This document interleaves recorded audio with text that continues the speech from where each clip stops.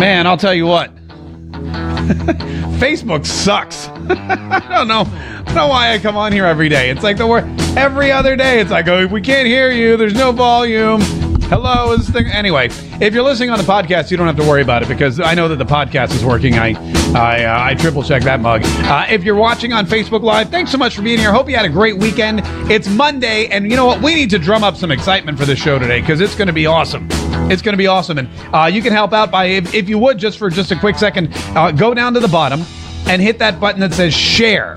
And share this with all your like-minded friends, and especially share it with all your friends that are totally, way off in the ether and have totally different points of view because we really want to annoy them. And today, guys, there's so much. I really feel like the divide in this country, not only it's getting wider, but I feel like the people on the left-hand side of this divide, the people that are protesting, the people that voted for Hillary Clinton, the people that just can't accept the outcome of the election, they're slowly going crazy. And there's a couple of reasons that I can tell this is happening. First of all, it's because I see more and more articles about how Donald Trump is mentally ill. In fact, Al Franken, I didn't pull audio of this because we already had way too much to talk about with the Grammys and whatnot. But Al Franken was on one of the, I think it was State of the Union, and he actually said Donald Trump is mentally ill, and a bunch of senators in Congress are really upset about it. They're really concerned about it. They think that's the rumor going around. Republicans and Democrats together are both saying that Donald Trump is mentally ill. And I already see the comments coming in. I see a couple people commenting, hey, what do you mean slowly? Okay, they're quickly just losing sight of all types of sanity. But here's what happened over the weekend, which 3 great examples of just how ridiculous the people who lost the election are becoming. First of all, there was a Grammy dress on the red carpet, a piece of clothing that almost got the woman who wore it killed. We're going to talk all about that. Also, Milo Yiannopoulos. I know you know him. He's the guy that was going to Berkeley. He works for Breitbart. He has his own blog. He's a social media star. He was going to Berkeley for that speech because he has this great campus tour that he's been taking around. And of course, the Republicans at Berkeley, the college Republicans sponsored the tour. They paid for security. And then, of course, the crazy alt-left, which I love that term, by the way, the crazy alt-left students got wind of it, and they decided to destroy the Berkeley campus by smashing windows and pepper spraying fellow students and also lighting bonfires. And they eventually had to cancel Milo Yiannopoulos' his performance. But what happened was they basically made him even more famous than he ever has been. And he made me slightly more famous than I am this weekend by posting my Twitter on his blog. And we'll talk all about that. Also, the crazy thing that led to that happening. Plus, I want to talk a little bit about mind control because the protesters have moved on to a new type of, I guess, I don't know what they're trying to do. It's not just that they want you to know that they're upset. They want to control it's really no different than what Barack Obama was trying to do when he was in office, trying to control every aspect of your life. And now that he's out, his followers and those who are frenzied for the good old days of Barack Obama, they want to continue to control you. But they don't have the power to do it. So they're trying to do it via intimidation. And Toby Keith and a bunch of, hardworking music-loving people in Naperville, Illinois, a blue state, I'd like to point out, in Naperville, Illinois, were the target of this over the weekend. And man, I posted about it, and it kept me entertained all day Sunday. The responses I got, both negative and positive, kept me so entertained all day Sunday. So I want to definitely elaborate on that and tell you the latest. Before we do, though, I had an interesting... Oh, by the way, here's the phone number. The phone lines are open right now. 844-436-MARK is the number. 844-436-6275. And you can call that number anytime during the show. Like I said, you dial it up. You can talk about anything. A little computer is going to ask you your name, what you want to talk about, and then we'll put you on. A lot of people have already taken advantage, and we want to hear from you too. This is not just my Facebook Live feed. This is not just my podcast. This is yours as well. I mean, you're listening to it. You should be a part of it too. I'll help create the content, if you will. And then you can go and share it with all your friends and say, "Hey, look, watch this video. I was on with Mark K, and we had a great conversation." All right, so let's start with the Grammys, shall we? Because I feel like the Grammys was pretty much the big event of the weekend, and I know a lot of people don't watch the Grammys because you feel it's just a bunch of Hollywood elitists from the music industry. They're just self-serve. They're just patting each other on the back. And the producer of the Grammys, gosh, I forget his name. He's an old dude. Really old dude. Hang on. He's been producing the Grammys for 30 years. Think about that. This is like, I mean, that's like a Supreme Court justice. I mean, that's basically a job for life. He basically made a statement. He asked all the artists, he told all the artists beforehand, "Hey, get political, man. This is what it's all about. You guys are artists." His name is Ken Ehrlich. Ken Ehrlich, in a fraught moment of political protest, blah, blah, blah. Anyway, let me read this quote. "One of the tenets of our show is artistic freedom," he said, "and over the years, we've shown we do believe in it. How many more times do we need to hear, 'I'd like to thank my publicist, my agent, my wife and kids'? The great acceptance speeches are ones that have a point of view and are more personal." So he said, outside of just blatant profanity, outside of just getting on there and cussing up a storm, we would love to hear your political views. So we went into this thinking, man, it's going to be even wilder than before. And sure, you did have some political viewpoints coming out from the get-go with host James Corden, who did a rap song. And for those of you who aren't watching the live feed, for those of you who are just listening to the podcast, air quotes, definitely necessary when describing James Corden's rap. Here's a little bit, probably the most controversial part of what James Corden said in his rap, because it, of course, dealt with President Donald Trump. "Wishes came true, we celebrate you. You gotta be thankful that this is what you do. Live it all up because this is the best, and with President Trump, we don't know what comes next." And then, of course, everybody clapped except for Jay-Z, who doesn't clap for anybody. Jay-Z feels he no longer needs to clap for anybody. But, you know, with President Trump, you never know what's coming next. And then the next stanza went into how, you know, no matter what color, what race, what creed, what religion, we all need to sit here. And I mean, he rhymed it better than I'm doing, but he basically said, you know, and wherever you come from, we're all Americans, and we need to basically fight this together. Resist. In fact, Katy Perry, when she did her performance, she also was wearing a shoulder strap, like she was in mourning, and it said "resist" on it. And then one of the rock bands, I forget which one it was, they're not uber famous. It wasn't like 21 Pilots or anybody. They just took off their pants. But another one of the rock bands came out, and the dude had "impeach," in big bold letters spray painted across his back. What else? Oh, Katy Perry had "We the People," the Constitution, as a backdrop, which I guess is a dig at Trump. I never understood that because, you know, the Constitution, it's for all of us, but, you know, whatever. I didn't understand that. And then Paris Jackson, who is the daughter of the late, great Michael Jackson, came out, and she had another agenda item that she wanted to bring up. "We can really use this kind of excitement at a pipeline protest, guys. Hashtag no dapple." Yeah, she's doing... What's funny to me is that she's doing the white man's overbite and fist bumping to "no dapple." Hashtag no dapple. Yeah, baby. I mean, it's really, it's really, I feel bad for her.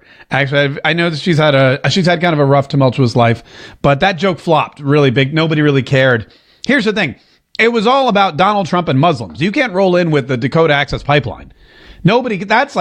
That's like 24th on the list of complaints that liberals in the music industry have. First, it's Donald Trump's president, which is number one, the biggest thorn in anyone's side. Number two, it's Muslim ban, hashtag quote unquote. And number three, I'm sure there's like 5,000 other things that they hate Donald Trump about. But Dakota Access Pipeline, somebody pull Paris aside and tell her that is low on the list. So hashtag no dapple, it's not going to get the response that you want. Here's something else that got a big response, not necessarily the response that everybody was looking for, but go back to Ken Ehrlich, the producer of the Grammys. What he said was he's hoping that the artists get political. As a matter of fact, you know, we're all artists here. We're all artists, and it's our time. We don't want to hear you say, thanks to my wife, thanks to my kids, thanks to my agent. So one artist really took that to heart, and I thought did something brilliant, because most people thought that being a celebration of the Recording Industry Association of America, most of the political statements would be anti-Trump. But When you invite people to become political, you tend to forget that there are two sides to every argument, and there are two parties in this country, and politics goes both ways. So you might actually be inviting some pro-Trump people, if there are any in the music industry, to come forward and voice some of their opinions. And that, much to the chagrin, I'm sure, of most everybody at the award ceremony, is exactly what happened when Joy Villa showed up in this dress, which says, "Make America Great Again" on the front, and on the back, in giant letters on the train, says TRUMP, Trump. So she literally is wearing a Trump train on her dress. She didn't show up like this, by the way. She was smart about it. She wore this dress, and then she put on top of it a like a white robe, or I guess you would call it not a cloak. I guess you would call it a cloak. Oh, oops, sorry. A cloak. And then when she got to the red carpet, she threw off, like she's Harry Potter with the invisibility cloak. Just threw off this white cloak and revealed her Trump dress, her Make America Great Again gown. Make America Great Again. And this thing went viral. I'm telling you, 2 hours before the Grammys, this was all you saw. This was all you saw was Joy Villa's dress, all over Twitter, all over Facebook, all over Instagram. I posted it immediately, and then everyone was saying two things on my Facebook page. First of all, they were saying, "Wow, that's incredible." Second of all, they were saying, "Who the hell is Joy Villa?" Because, yeah, okay, she doesn't carry with her the weight or the heft of a name like Jennifer Lopez or Katy Perry or Lady Gaga. None of that. You're not going to see any of them in a Make America Great Again dress, FYI. But Joy Villa, who, according to her website, is an actress, singer, and vegan coach. I don't know what that. I guess she coaches vegans. Don't eat that meat. Don't you dare eat that meat. Grab that vegetable. Grab that vegetable. I want to see it. And chomp. And carrot. And celery. And chomp. And soy. And chomp. And tofu. And chomp. I mean, I don't know how you coach vegans, but that's basically what her... Three things that I'm not really a fan of, by the way. Actresses, singers, and vegans. But I do like Joy Villa, not just because she had the gumption to take the producer of the Grammys up on his offer to get political, to voice her opinion, but because she did it for the party that most everyone there despises. I mean, she's basically, look at this again. She's basically wearing a Donald Trump campaign sign on her body. This is how she shows up to the Grammys, wearing a Donald Trump campaign sign on her body. Make America Great Again on the front, Trump on the train, stars everywhere. And it's crazy. And of course, you can imagine she took some hatred on Twitter, on Facebook. People were calling her a sellout. People were saying, "Look at the color of your skin. How can you support a guy?" All the women are saying, "How can you be a feminist when the president said he wanted to grab women's no spots? What is wrong with you?" But a lot of people, of course, were applauding her as well. In fact, a couple of comments on this from my Facebook. Mary Gill Warren, who wrote, "Someone should check under that dress for brass balls. This girl will be lucky to escape with her life in that room full of tolerant liberals. Hats off to her and sending prayers her way." And then, of course, Joshua Day responded, "I would like to nominate myself for the job of checking under her dress," which is, number one, a totally creepy response, Joshua, and number two, basically exactly what I was going to write until I realized that he beat me to the punch. So I stopped. Anyway, but that's neither here nor there. And here's another comment I got about her dress. Aaron Osman, "There's no honesty left in the world. Most of the people saying great for taking a stand are the same that crucified Meryl Streep for using an award show as political platform. There's literally no honesty and integrity anymore. Everyone full of S asterisk, asterisk, asterisk on both sides." This is true, but not true. If I'd like, I'm going to take umbrage to Aaron's comment, because when I got on here after the Golden Globes, where Meryl Streep used her platform to talk negatively about Donald Trump and the administration and yada yada yada, I basically was annoyed at Meryl Streep, not because she chose the award ceremony where she got her Lifetime Achievement Award to talk about politics, because whatever, it's her moment. She can do whatever she wants. And we also know that all celebrities use these platforms as a way to get out their messages. except for Lady Gaga, who just performed at the Super Bowl, nothing else. But what annoyed me about Meryl Streep was she tried to attack other alternate forms of entertainment as if they weren't as good as hers. You may remember she attacked football. She attacked mixed martial arts. She went on to say, if it weren't for Hollywood and foreigners and the press, there'd be nothing left to watch on TV except for football and mixed martial arts, which she went on to proclaim are not the arts. That was my big qualm. Sure, you're a big liberal, I get it. But my big qualm was, why do you have to attack these other great institutions like MMA and the NFL? Why do you have to attack them to prove your own point? And that is a typical thing that you find on that side of the political spectrum. When you go to, when I went to Donald Trump rallies, when I, met with people, when we interviewed them, they are more about building themselves. It was all about building up their candidate than tearing anyone else down. It was all about building up their candidate, saying, look, here's our vision for America. We want America to be great. We want America to be strong. We want America to be rich. 3 fantastic things. And if you don't think so, we're never going to agree on anything. Hillary Clinton, on the other hand, Bernie Sanders, attacking each other and Donald Trump as being in bed with Wall Street. He's a crook. He's a liar. He's a womanizer. He's gross. Look at all these horrible things he does. He's an egomaniac. He's a racist. He's a Nazi. He's anti-Semitic. He's misogynistic. I mean, they were just chipping away at this guy. And all he's doing is going around saying these positive things. It's much more positive and friendly and happier on the conservative side of the aisle. And Meryl Streep proved that exact point. And so did Joy Villa. Because Joy Villa, look at her dress. It doesn't say America sucks, Democrats are stupid. It doesn't say, without music, the only thing left to watch or to listen to would be talk radio or podcasts. And that would be horrible. What if her dress said, listen to music because without music, all that would be left are podcasts and talk radio. And that's not art. Those aren't real recordings. She's not. She's saying, here's what I believe. Here's what I think is great. You guys believe whatever you want. I'm not going to fault you for that. I'm not going to tear you down. But on the other side, man, they are quick to just rip you a new one. In fact, that leads up to some other stuff that happened over the weekend. But first, I want to play you because a lot of people are saying, I've never heard of this Joy Villa. Well, her album sales skyrocketed. Number one, after this, she like quadrupled the hits to her website. I got a little clip, and she's actually not a bad singer. Listen to this. I've paid my dues, time after time. I did my sentence, but committed no crime. And bad mistakes, I have made a few. I've had my share of sand kicked in my face, and I've come through. We are the champions, my friend. Bum, bum, bum.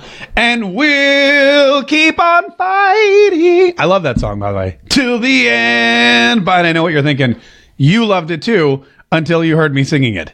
Also, my views are going. I notice that whenever I start singing, my view count goes down dramatically. So if you haven't yet, I promise I won't sing anymore. Please take a moment to share this broadcast with all your friends and family on Facebook so that they can enjoy me not singing as well. So that was it. So you look at the Grammys and it backfired in their face because they didn't just get anti-Trump messages. They also got a pro-Trump message from this singer Joy Villa, who is the talk of the town, man. Just the talk of the town. Everybody's this morning. She's probably going to end up on some of the worst dress. Here's what's going to happen. After the Grammys, they always do the best and the worst dressed. And I guarantee one of two things will happen. Either she will end up on the worst dressed list.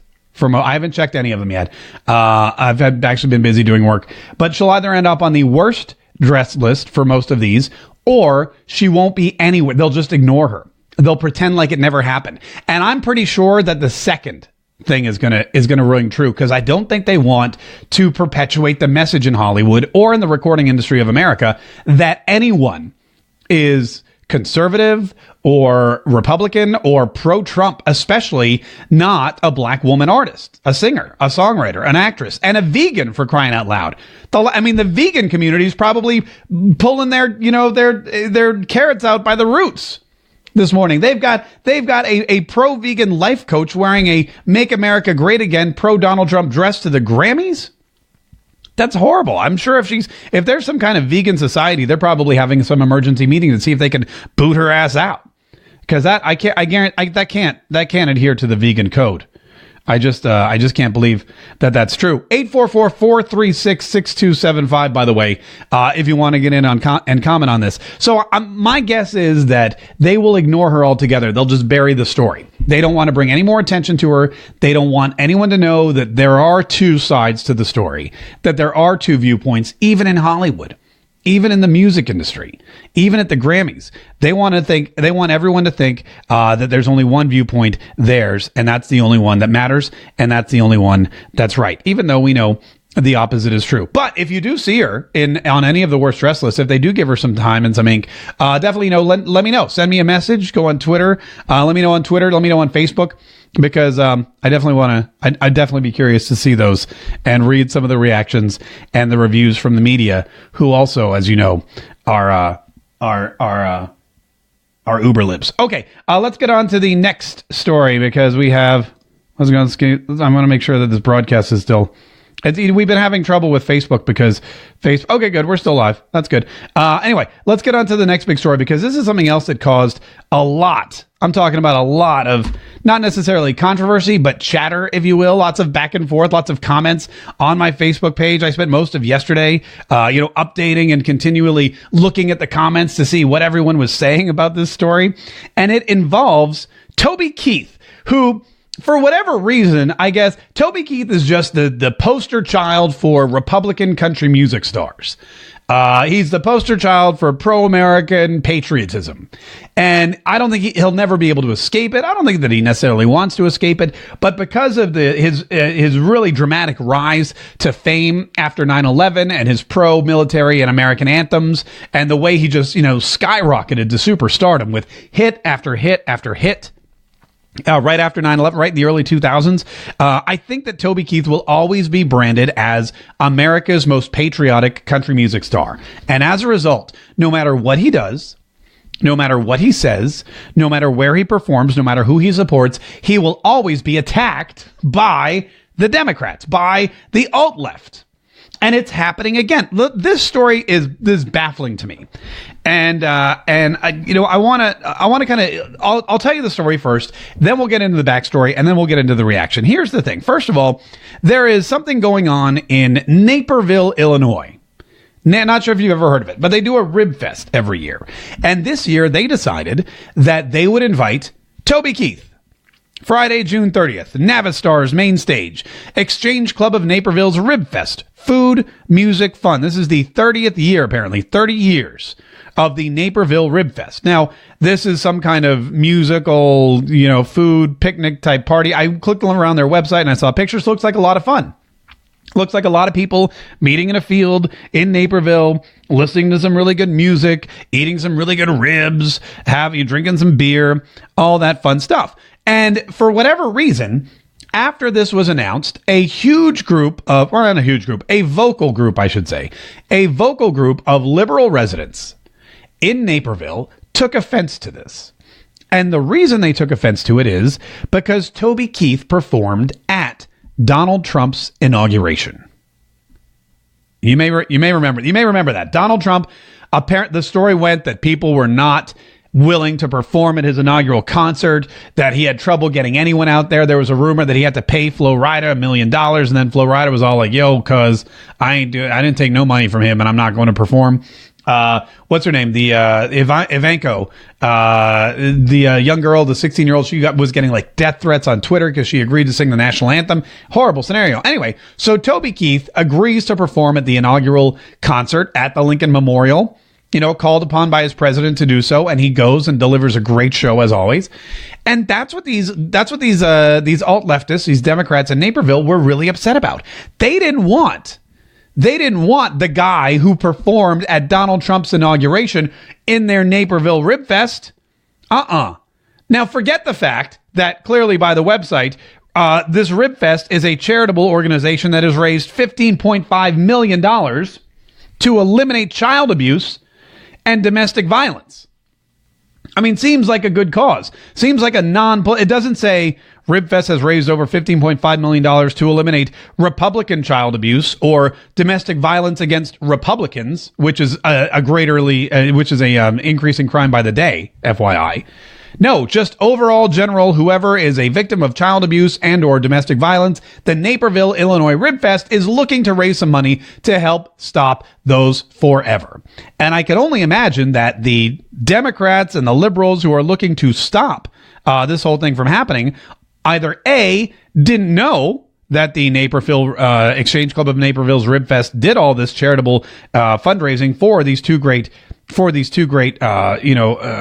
causes, or they just didn't care. Or maybe they like child abuse and domestic violence. Maybe they're not looking to eliminate it. Maybe they feel like child abuse and domestic violence have their place in this world, and we do not need to eliminate it. We do not need any money. Therefore, do not invite Toby Keith out to the Ribfest. I'm hoping that's not the case. And I'm pretty sure it's not. I'm pretty sure they're just angry because they think Toby Keith is the world's biggest Republican supporter. And as we pointed out, the Republicans lost. The Republicans won and they lost. Now, what's ironic is if these really angry people in Naperville, Illinois, who wanted to get Toby Keith off the ticket of the Naperville Ribfest, if any of them actually did some research or watched Toby Keith's inaugural performance, they might remember this little tidbit, which is still shocking to many people who heard it. Listen, this is from the inaugural concert at the Lincoln Memorial in front of President Donald Trump. Toby Keith's live performance. Listen to this. Thanks to Barack Obama for your service, and thanks for the 45th President of the United States, Donald Trump. I salute you. I know what you're probably thinking. I couldn't believe my ears. Oh, did you create that out of no, listen once more time.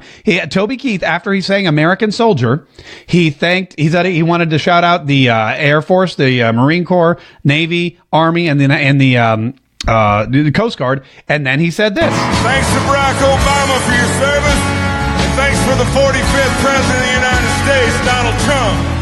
I salute you. That really happened. The exact words were, and what was it? And thank you to Barack Obama for your service. Thanks to President Obama for your service. Those were the exact words, if we're being exact, which we never try to be, but every now and then it's nice.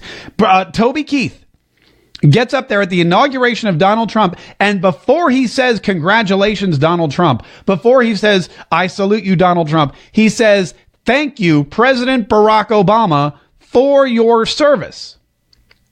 Now, I'm guessing not a lot of country music stars, with maybe the exception of Garth Brooks, who you would have invited to perform at the inaugural show, would have taken the time to thank the outgoing president, especially one like Barack Obama. But Toby Keith did.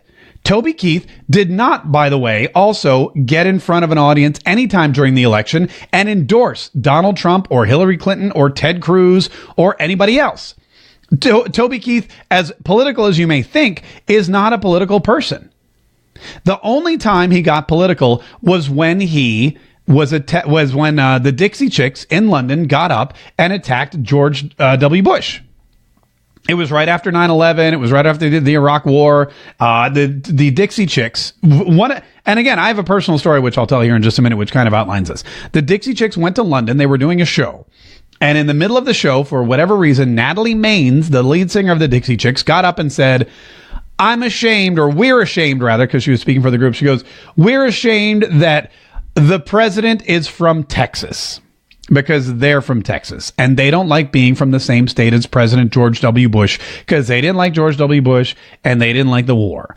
And so Toby Keith took offense to that, and he got up and he made some statements, and then Natalie Maines got up and she wore a t-shirt that said FUTK, which stood for you, Toby Keith, blank. You can probably figure it out. Hopefully you can figure it out from from the context. And then there was this big war that ensued, and the Dixie Chicks became, all of their fans started turning on them, and everyone was rushing to Toby Keith, and there was this big Nashvilleian battle between the two. Everyone was taking sides. Dixie Chicks versus Toby Keith, Patriots versus Traitors. And I was right in the middle of it, because before this happened, the Dixie Chicks were coming to perform. I was living in Raleigh, North Carolina. I was living in DC at the time. And the Dixie Chicks were coming to perform. And I bought my wife tickets because she really wanted to see the Dixie Chicks. And I love my wife. And I find that if I do what my wife tells me, we are both much happier. Much happier. So I went out and I bought a pair of tickets to see the Dixie Chicks. Then they get up on stage in London. They start bad-mouthing the president. They become public enemy number one. My wife and I are like, we really don't want to go see them anymore. We both mutually decided. It was a decision we both made, said we don't want to support them. Now, I'd already purchased the tickets, and Ticketmaster has this really ridiculous no return policy. So I was stuck. I couldn't get my money back, but I knew that I did not want to go and see the Dixie Chicks perform, not after the way that they badmouthed our president on foreign soil. So I was going to make a stand. Went on Craigslist and I said, hey, Dixie Chicks tickets for sale or trade. Now get this. This is where it gets really good. You're going to sit and listen to everyone to be quiet, because this is where the story takes a turn for the incredible. Basically, what happened next was I got an email from somebody saying, hey, I have 2 tickets to see Toby Keith, because Toby Keith was also on tour at the time. Toby Keith was coming to the same venue a couple of weeks later, and he said, I can't use them. Would you be willing to trade for your Dixie Chicks tickets? And I said, wow. This is great, because I love Toby Keith. I hear this concert's going to be phenomenal. And what a great political statement I'd be making if I traded 2 Dixie Chicks tickets for 2 Toby Keith tickets. And I said, sold. And we traded. And my wife and I said, screw you, Natalie Maines and the Dixie Chicks. And we went to Toby Keith, and there was a big truck on stage, and there were American flags everywhere, and people were like screaming and crying, and there was lots of beer being drank, and there was like, I think people were smoking weed, but I mean, it was like a pavilion show that happens. I wasn't. I'm just saying I think some people there were. Anyway, and it was a phenomenal show. And I was so happy that I got to see that Toby Keith tour. And I told this little story on Facebook just the other day. And man, people went crazy. They were calling me an idiot and a D-bag and stupid. And, the Dixie Chicks are not traitors, yada, yada. I mean, whatever. It was an awesome story. Yeah, thank you. Rhonda came and says, great story. Thank you, Rhonda. I appreciate it. I'm glad you appreciate it too. And, but I mean, the conversation went on and on all day yesterday. And this was 2001, 2002. We're talking like 15 years ago that this happened, but it's still fresh in people's minds. And Toby Keith is still the poster child for all things patriotic and pro-W and pro-war and pro-military. And as a result, he's become kind of the musical poster child for the right. And so these people in Naperville, Illinois, these leftists who apparently love child abuse and domestic violence and hate Toby Keith, not only did they say, here's where I get really steamed. I get steamed because not only are they saying, we don't want to go to the concert, so we're not going to buy tickets. Because that's one thing. You want to boycott. Go for it. You want to boycott whatever you want to do. You want to stop going to Chick-fil-A? Fine. You want to stop shopping at Hobby Lobby? I don't care. You do whatever you want. They're your dollars. You can decide how to use them. But what really burns my butt is not only are they now trying to tell us how they think, but they're now trying to tell us how we should think too. Not only are they saying, I don't want to support Toby Keith. I don't want to support the Naperville Rib Fest. I don't want to support finding an end to child abuse and domestic violence. They're now saying not only that, but we want Toby Keith off the ticket. We don't want anyone else in Naperville, Illinois to be able to see him because we disagree with him. Sure, we're going to stay home. We're going to go out and plant trees or chain ourselves to some business that makes more money than we do. Or I don't even know what else that these people do on the weekends. But they're not only are they not going to go to the concert, but they don't want the guy in the town. They don't want anyone else to use their hard-earned money to make the choice to go see an artist that they may enjoy, whose songs they may love, and enjoy some delicious smoked beef and pork ribs at the same time. Yum. No, they want to decide for you what you should. It's the same people that rallied to get Ivanka Trump's fashions out of the stores. It wasn't enough for them just to not buy Ivanka Trump stuff. They didn't want it available to anyone. So they went to Macy's and Nordstrom, and they went to Neiman Marcus, and they went to TJ Maxx, and they threatened and they actively said, we will not shop in your stores until you get rid of this, because it's not enough for them to decide what they do and do not want to wear, but they want the rest of us to know that we shouldn't wear it either. And they won't stop until they control who we listen to, where we shop, what clothes we wear, what artists we support, what ribs we eat, what charities we give our money to. This is what happens when the Democrats lose power. They lose power in government. They can no longer force healthcare down our throats, except the Republicans are really dragging their feet on repealing that. They can no longer force us to pay for this tax. They can no longer force us to let refugees in or open up the border. They have no actual power left in the government. So what do? They go into society and they try to control us that way. They try to control the music we listen to. They try to control what we wear and what's available to us. This is our money, and we'll spend it. We'll spend money on whatever we want. And speaking of spending money, I'd like to point out that the last time I went to the Naperville, Illinois Rib Fest page, I was very proud to see this. Sold out. Friday, June 30th, Toby Keith, general admission tickets are sold out. Keep in mind, this concert is, what is it, February 15th? Is it 1, 2, 3? It's like 3.5 months away. I guarantee the Naperville Rib Fest has never sold out this quickly. But $30 general admission tickets are sold out. And this has, I can't help but think that this is because the alt-left brought so much negative attention to this. That people, and the reason we don't like the government that we had is because we don't like people telling us what we can and can't do. And if we have a government that tells us what we can and can't do and penalizes us for not doing things the way they want us to, we will vote your ass out. And on the flip side, if you try to tell us where we should go or who we should, what designers we should buy or what singers we should or should not listen to, we will do the opposite.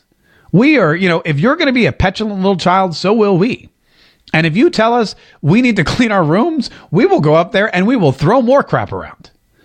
And we will make sure that you know that you cannot control us. It's mind control. They can no longer control your tax dollars. They can no longer control your spending. They can no longer control our borders. They can no longer control our military. So they're trying to control every other aspect of your life. And they're failing miserably. I was really excited too. I was going to go because I love Toby Keith and I do love ribs. And, there's still some like VIP tickets available, but I can't afford those. All right, last story, because I know I've been rambling on for like ever, and I know if you want to call in, by the way, we've got just a couple minutes, and I will get to some Facebook comments too for those of you that don't like to talk, but you still like to let your opinion be known. 844-436-MARK is the number. 844-436-6275. One last story. J.K. Rowling, you know her. She wrote all those Harry Potter books, and now she's a billionaire. She got into a little bit of a row with Piers Morgan, who's also a British guy. He took over for Simon Cowell on America's Got Talent. And then he had a show. He took over for Larry King on CNN. He was an utter failure. And now he's like kind of a Republican, but I'm not really sure what he does, but he pops up on all these shows. Well, he was on Real Time with Bill Maher, and somebody told him to go basically screw himself when they were talking about Donald Trump and the hashtag Muslim ban, or the travel ban, as we actually know it to be. And J.K. Rowling was so excited that she tweeted about it, and she said, hey, it's so nice to see Piers Morgan get told to F off on television. Well, this is, by the way, I should probably preface this. Milo Yiannopoulos, who is an author and Breitbart editor for their technology blog, also a speaker. He has a book coming out. He has a podcast as well. slightly more popular than mine, but hopefully we'll fix that. If you guys, want to subscribe to the podcast, that'd be great if you haven't already. And anyway, so he has this blog and he wrote all about it. And he pulled here, let me show you. He pulled this back and forth. Mike Chernovich, who's also an author, also a podcaster, kind of an alt-right superstar. He wrote, "Hi, J.K. Rowling. I will personally buy plane tickets for up to 100 refugees to live in your mansions for a year. How do we make this happen?" Now, I saw this tweet because I follow both of these people, actually, as well as Piers Morgan, and I thought, what a great idea. Then Lincoln Freeman, don't know him, but I'm following him now, wrote, "At Chernovich, at J.K. Rowling, this is not a troll tweet, genuinely concerned. I also pledge to purchase 10 additional plane tickets. Please respond." And I thought to myself, well, this is definitely something great. This is something I can get behind. So what I did was I jumped in and I said, great idea. I'm in for 20, J.K. Rowling. And this is a screen cap of Milo's blog. He actually captured my tweet and put it up. And as you can see, at the time that he put it up, 725 people liked it. 307 people retweeted it. I had no idea any of this was going on until someone pointed it out on Facebook. And they were like, oh my God, Milo, you're on Milo's blog. And then when I went to Twitter, I saw that I'd become Twitter famous for like 15 minutes. People were following me. They were liking me. They were retweeting. I was like, oh my God, now I need to ramp up my Twitter game because all these people are finding me through Milo Yiannopoulos' website. I should probably have something constructive to say. So that was kind of exciting. I got thrown into. Now, J.K. Rowling has not responded. But if you think about this is a brilliant way for us to come together as a bipartisan community and help the refugees in a way that no one's thought of. J.K. Rowling has multiple mansions. She's a billionaire. She's the only female billionaire in Great Britain, I believe, other than the Queen. Or she's like the second richest woman in Great Britain other than the Queen. And she's bickering back and forth with Piers Morgan. Also, why are these British people like complaining about American? I mean, it's so weird. Like these two British people are back and forth on Twitter complaining about this American foreign policy, but yeah, whatever. They like to stick their nose into stuff. So anyway, so this is a great plan. You've got J.K. Rowling with the housing and the support staff and the money to put up God knows how many refugees, and then you crowdsource it. You put up a GoFundMe page or a Kickstarter campaign or however you can do it, and you get people that have some extra money. I mean, I'd have to think if I could really fly. I'd have to price it out. I don't know what flights from Syria to Great Britain are going for now, but I know 20 may have been ambitious on my part, but we'll figure it out. You put it all together. You get people to donate the plane tickets. The Syrian refugees get to go to a country, and they get to escape the horrible situation that's happening to them in Aleppo and other places. J.K. Rowling gets to feel like she's actually making a difference. We get to feel like we're making a difference, and we don't have to worry about any terrorists sneaking into our borders. I mean, J.K. Rowling probably has to worry about some sneaking into her butler's pantry or something. Maybe her Quidditch closet. I don't know. But whatever. That's her concern. Maybe she could vet them. In fact, I'm guessing she probably would. So that was kind of exciting news. And I felt kind of, but again, here it is again. It's now you have British leftists telling us how we here in America should protect ourselves and act. I mean, again, it's all the same thing over and over again. It's not just we disagree with you. It's not just we think that this policy is bad. It's we want you to not be able to do what you want to do. It's not enough for us to think that what you want to do is bad. We want to stop you from doing it. We want to stop you from putting in place a travel ban while wearing Ivanka pumps and eating ribs at the Toby Keith, Naperville, Illinois Rib Fest. And I'll be honest with you, I ain't going to let that happen. I am not going to let that happen. And you shouldn't either. You know what we all need to be? We all need to be Joy Villa at the Grammys. Next time somebody steps up to us in our face and says, you're horrible, you're awful, why do you hate people? You're anti-Christian, you're anti-Semitic, you're racist, you hate Muslims. And you know what you should do? You throw on your Make America Great dress and you be Joy Villa. We should all be Joy Villa whenever something like that happens. All right. I got a bolt, man. We don't have a lot of... Yay, Joy, Jeannie Dietz. Nancy Smith, that was great. Does she have room service? Okay. I apologize I didn't get to your comments, but we're already running long on this whole thing. But thank you so much for watching today. Oh, don't forget, I almost forgot. Get your t-shirts. They're still available, and they're not, Joyville dresses, but they're just as good. Working it like Donald. Wild. W-I-L-D. The official tee. I'll put the link up in the comments so you can go grab one for yourself. It's for a limited time only. My name's Mark Hay. Thank you guys so much for watching. As always, I love you, and I will see you tomorrow. Oh, don't forget to download the podcast, too. All right, peace out. Bye-bye. I'd like to thank President Barack Obama for his